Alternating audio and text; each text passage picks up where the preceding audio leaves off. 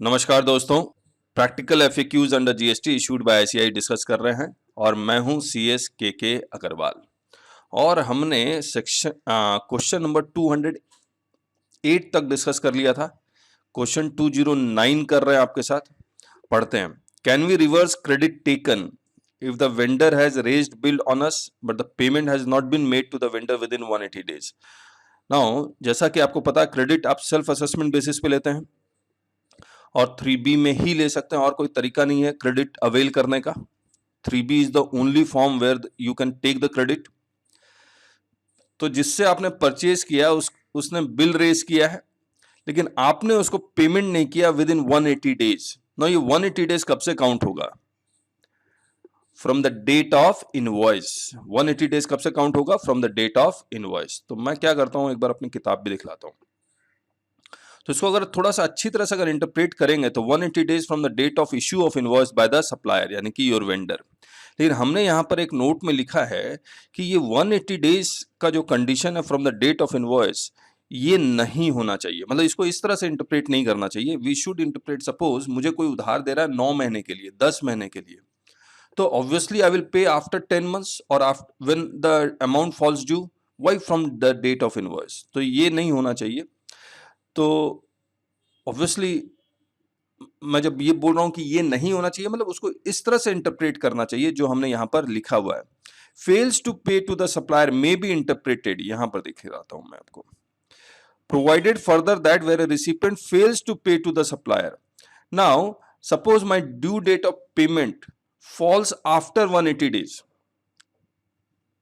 और मैं 9 महीने में उसको पेमेंट करूंगा, तो मैं जो 180 डेज कैलकुलेट करूंगा वो ड्यू डेट से मुझे कैलकुलेट करना चाहिए, due date of payment, not from the date of invoice.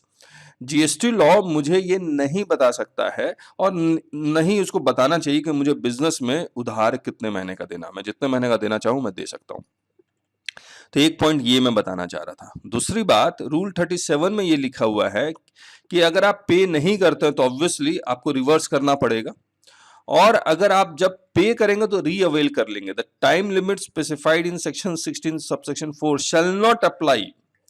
Section 16 subsection 4 में जो टाइम लिमिट लिखा हुआ है सितंबर वाला, वो अप्लाई नहीं होगा to claim for re availing of any credit in accordance with the provisions of the act और the provisions of this chapter that had been reversed earlier. अब एक सवाल मैं और पूछना चाह रहा हूं आपसे, जो इसमें आंसर में है नहीं और न मुझे मिल रहा है, मैं सिर्फ ढूंढ रहा हूं। क्या आपने DRC 03 से क्रेडिट को रिवर्स कर दिया या 3B में रिवर्स कर दिया? आपको बाद में पता लगता है आपने गलत रिवर्स कर दिया, क्या आप उसको रीक्लेम कर सकते हैं after that September due date? तो but the question is, if credit is reverse से बाय DRC 03 और 3B, can it be reclaimed on और such credit is permanently lost? इस ये वाला केस नहीं, कोई और केस। मान लीजिए 2A और 3B का क्रेडिट आपका मैच नहीं कर रहा, आपने रिवर्स कर दिया, कैन यू रिक्लेम इट? आप कमेंट बॉक्स में जरूर बताइएगा, और व्हाट्सएप है, वहां भी डिस्कस कर सकते हैं। Yes, the second proviso to section 16 subsection 2 of the CGST Act provides for reversal, and the third proviso allows reavailment of ITC on account of non-payment of once paid. तो reavailment भी allow होता है। Now question 210, whether GST is chargeable on the creditor balances written off pertaining to pre-GST era. तो pre GST area का कोई credit balance था, यानी कि एज ए उधार आपको देना था, अपने उधार खरीदा हुआ था तो आपको देना था, तो बैलेंस शीट में आप एज ए क्रेडिटर 118 मान लीजिए है, जिसमें 100 रुपीज है प्लस 18 रुपीज पुराने टैक्सेस हैं, वैट उठ के है, करेक्ट। नाउ आप इसको राइट ऑफ कर देते हैं, तो राइट ऑफ कितना करेंगे? 100 करेंगे, और 18 रुपीज का आपको जीएसटी देना पड़ेगा, रिवर्स करना पड़ेगा। तो it will be added to output tax and with interest that has to be paid. यही तो है, लेकिन क्या ऐसा करना होगा? तो बोलता है yes, where goods are received before the GST regime the same credit will be taken and claimed in trans 1 as per the transitional provisions if not utilise in the previous regime. तो अगर आपके previous regime के return में, VAT return में या excise return में या service return में क्रेडिट आप कैरीड फॉरवर्ड कर रहे हैं, तो उसको आप क्रेडिट फॉरवर्ड ट्रांस 1 के थ्रू जीएसटी में भी कर सकते हैं, अगर प्रीवियस रिजीम के रिटर्न में क्रेडिट एग्जिस्ट करता है। तो मैं वो एक बार पढ़ता हूं। एज पर, ये वही वाला पैराग्राफ है जो हमने अभी सेक्शन 209 में डिस्कस किया कि 180 डेज वाला वगैरह वगैरह। Later when the payment is made the recipient can take the ITC. Write off the creditor balance जो हमने यहां लिखा हुआ है means non payment of dues, ITC has to be reverse and added back to output tax liability where goods are received before the year, हम लोग पढ़ चुके हैं। However, the base amount that is added, अब ये जो 100 रुपया add किया गया है इसके ऊपर आपको जीएसटी नहीं देना, because it is not against supply of goods or services. तो however, the base amount that is added to the income for non-payment shall not be treated as supply and hence no GST shall be attracted. Why it won't be treated as supply? Because it is not against supply of goods or services. GST will be charged and to be added back to the output tax liability for the ITC taken on such supply. तो GST will be charge, यानी कि जो ये GST जो आपने पहले credit ले चुके थे वो रिवर्स होगा। अब देखिए यहाँ पर registered person to registered person है, यानी कि सप्लायर रजिस्टर्ड है और रिसिपिएंट भी रजिस्टर्ड है। तो रिसिपिएंट के ऊपर आरसीएम मान लीजिए एप्लीकेबल हो जाता है। तो ये रिसिपिएंट कब क्रेडिट क्लेम करेगा?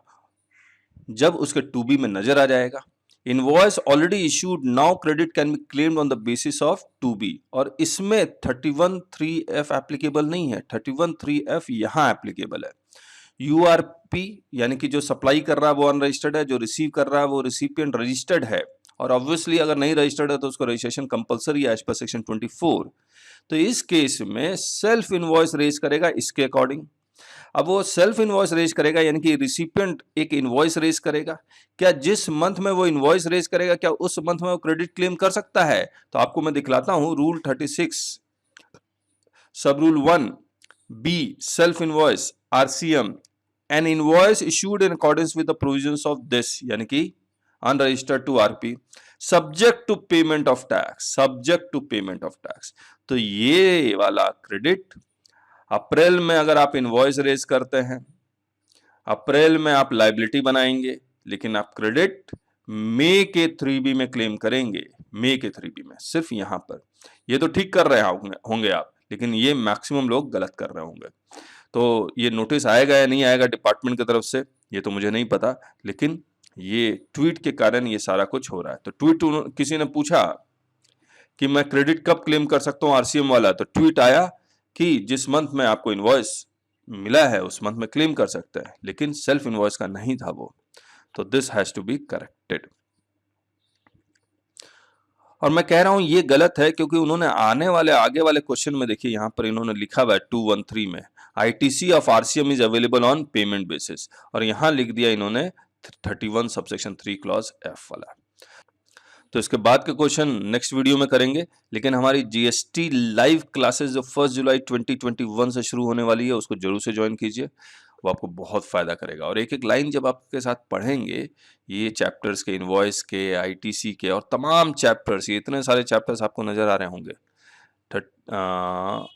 30 चैप्टर्स हैं, और एक एक लाइन पढ़ेंगे एकदम शुरुआत से, एकदम जीरो से स्टार्ट करेंगे एंड विल डू एवरीथिंग, और 100 आवर्स का कोर्स होगा ये। So thank you so much. Bye bye. Question 211. When can the tax paid under RCM be claimed as credit? ना मैक्सिमम लोग गलती कर रहे हैं क्योंकि ट्वीट आ गया था और ट्वीट गलत आया है।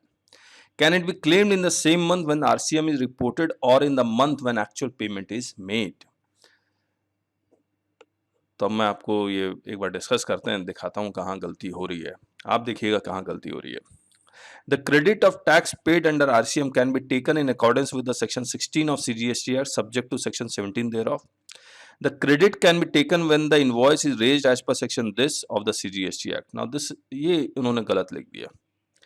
मैं आपको एक बार सेक्शन 31 सबसेक्शन 3 क्लॉज F लेके चलता हूँ, और उसको अगर आप पढ़ेंगे तो उसमें देखिए क्या लिखा हुआ, मैं पहले आपको दिखलाता हूँ वो क्या लिखा हुआ है। ये हमारी बुक है tax invoice credit and debit notes chapter 23.1, और हम लोग एक जीएसटी की लाइव क्लासेस शुरू कर रहे हैं, और वो क्लासेस 1 जुलाई 21 से शुरू होगी, उसको जरूर से देखिएगा और उसको ज्वाइन जरूर कीजिए, क्योंकि वहां पर आपसे हम लोग बहुत तरह की बातें करेंगे और लाइन बाय लाइन आपके साथ ये जो आप देख रहे हैं वो हम पढ़ेंगे भी आपके साथ। और ये जो हम लोग क्वेश्चन आंसर सेशन कर रहे हैं इससे आपको बहुत आइडिया लग जाएगा कि कितना डिटेल्ड क्लासेस है। ये देखिए section this invoice to be issued by the recipient notwithstanding anything contain in section this. अब 31 सबसेक्शन 1 के में क्या लिखा हुआ वो आपको देखने की जरूरत नहीं है, हमने यहाँ पर हेड नोट पे लिखा हुआ टैक्स इनवॉइस गुड्स के बारे में। 31 सबसेक्शन 2 टैक्स इनवॉइस सर्विसेज के बारे में। A registered person who is liable to pay tax under section 9 subsection 3 और 9 subsection 4, यहाँ पर ऊपर में लिखा हुआ रिवर्स चार्ज अगर आप गुड्स और सर्विसेज रिसीव कर रहे हैं अनरजिस्टर्ड पर्सन से, और ये अब सिर्फ रियल एस्टेट में, बाकी तो है ही नहीं। शैल इशू एन इनवॉइस, तो रजिस्टर्ड पर्सन जिसको रिवर्स चार्ज एप्लीकेबल है वो इनवॉइस इशू करेगा इन रेस्पेक्ट ऑफ गुड्स और सर्विसेज और both received by him from the supplier who is not registered on the date of receipt of goods और services और both. तो जिस दिन वो गुड्स और सर्विसेज रिसीव करेगा अनरजिस्टर्ड पर्सन से, उस दिन वो रजिस्टर्ड पर्सन इनवॉइस इशू करेगा। इसका मतलब ये भी हो गया कि अगर रजिस्टर्ड पर्सन से कोई गुड्स और सर्विसेज रिसीव करता है और रिवर्स चार्ज में है, तो इस रजिस्टर्ड पर्सन को इनवॉइस रेज करने की जरूरत नहीं है, सेल्फ इनवॉइस रेज करने की जरूरत नहीं है।